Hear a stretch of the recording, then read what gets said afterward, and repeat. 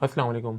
This is Ilyas Afridi और आज की इस वीडियो में बात करेंगे कि डिफरेंट मार्केट की परफॉर्मेंस अप्रैल के महीने में किस तरह रही है। सबसे पहले स्टार्ट करते हैं KSE 100 इंडेक्स से, जिसने ऑलमोस्ट 7.76% का गेन दिखाया है।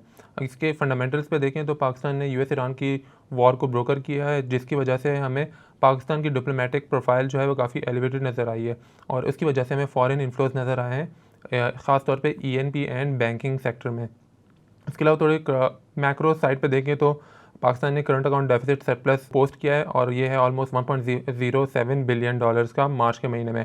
टेक एक्सपोर्ट देखी जाए तो 20% बढ़ी है और LSM 9% से बढ़ा है। इसके अलावा OGDC का बारकज़ई में एक सबसे बड़ी ऑयल एंड गैस रिफाइनरी हमें दिखी है, जिसकी वजह से ऑयल एंड गैस सेक्टर में भी इसकी वजह से काफ़ी इन्फ्लोज नज़र आए। अच्छा, अगर हम KMI 30 को देखें तो उसकी 6.16% गेन है, थोड़ा सा लैग कर रहा है KSE 100 इंडेक्स के, जिसकी वजह बेसिकली कमर्शियल बैंकिंग जो है इसमें नहीं है। ये basically oil and gas heavy sector मतलब हैवी इंडेक्स है और इसमें जो कन्वेंशनल बैंक्स है वो नहीं होते, तो इसकी वजह से थोड़ा हमें लैग नज़र आता है। म्यूचुअल फंड की बाइंग देखें तो सबसे ज़्यादा हमें oil and gas exploration companies में दिखती है 4.18 बिलियन की। सेकंड पे हमारे पास फर्टिलाइज़र है 2.09 billion and then finally cement पे 797 मिलियन की। जब बेस्ट म्यूचुअल फंड देखें तो कन्वेंशनल लो रिस्क में हमारे पास JS गवर्नमेंट सिक्योरिटी फंड है।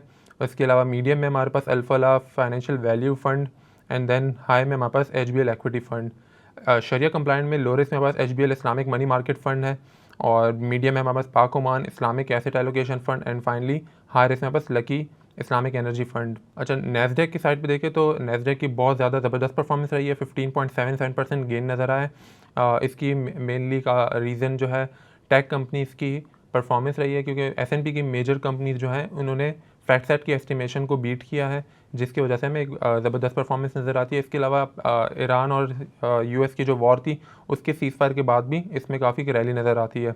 और फाइनली हमारे पास जो AI कंपनीज़ हैं उसमें अभी भी स्पेंडिंग काफ़ी हैवी हुई है ड्यूरिंग द मंथ, अगर फिजिकल ईयर टू डेट देखा जाए तो, और इसमें ऑलमोस्ट 280.58 बिलियन की जो है इन्वेस्टमेंट हमें दिखी है। अच्छा, गोल्ड की परफॉर्मेंस नेगेटिव रही है और इसकी मेजर रीज़न एक स्ट्रेंथनिंग डॉलर है और इसकी रीज़न बेसिकली हाई इन्फ्लेशन है, जिसकी वजह से फेड की जो हॉकिश टोन थी उसकी वजह से हमें गोल्ड में एक जो है एक बेयरिश ट्रेंड नज़र आ रहा है।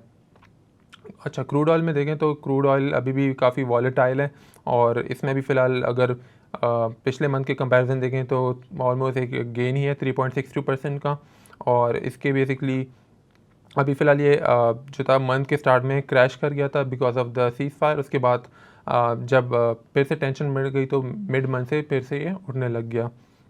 अच्छा, अभी एक मेजर डेवलपमेंट ऑयल से ये है कि UAE ने OPEC को लीव कर दिया।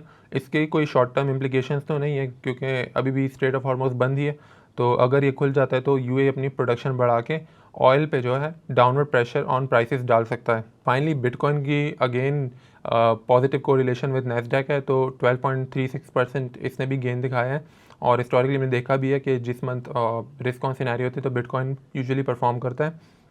अच्छा, पहली चीज़ US ईरान के बाद शॉर्ट की लिक्विडेशन हुई ऑलमोस्ट 600 मिलियन की, तो जिसकी वजह से हमें फिर बिटकॉइन जो है 72,000 पॉइंट्स पे जो है प्राइस को क्रॉस किया था उसके बाद। इसके अलावा मॉर्गन स्टैनली ने एक MSBT के नाम से एक ETF लॉन्च किया है, जो कि पहला स्पॉट ETF है जो कि एक मेजर US बैंक ने लॉन्च किया है। और चलें इसी के साथ फिर हम लोग इस वीडियो को कंक्लूड करते हैं और इंशाल्लाह आप लोगों से फिर अगले महीने मुलाकात होगी। तब तक के लिए अपना ख्याल रखें। अल्लाह हाफ़िज़।